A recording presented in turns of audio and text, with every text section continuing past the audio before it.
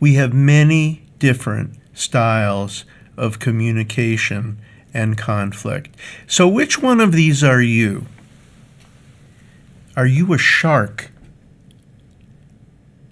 Are you a turtle? Are you a teddy bear? What about a fox or an owl? When you are sitting with a group of people and you are letting your communications flow, are you acting like a shark? Or are you an owl? When people have very different communications and conflict styles, and they do not mix, there are advantages and disadvantages of each one. And some are more conducive to dialogue than others. But some mix so problematically that they become like a trigger. And a trigger is something when someone says something that makes us feel attacked or threatened as members of our group. So, how do you respond in a conversation or in a dialogue when somebody says that women are inferior to men, or that Mexicans are drug dealers? Or what kind of a name is that? Or Asians are better in math?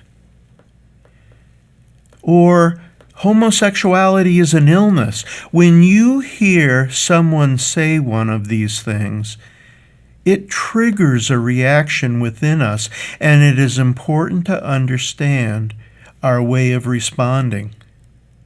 You can have paralysis. You can become silent. You can be defensive. You can be confrontational. You can discuss, or you can strategize and organize for social justice. When someone says something that makes you feel uncomfortable because of its relationship to social justice and injustice, how do you normally respond? Do you get paralyzed and you don't know what to say? Are you silenced? Or do you confront people and discuss and thus respond?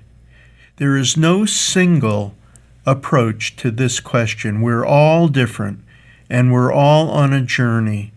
At the present time, I say silent, but I can see myself starting to defend and discuss, and I can see that happening as things change in my life. When someone says something hurtful or hateful, do you know how to respond? Do you always respond? When have you not responded? How do you decide whether to respond?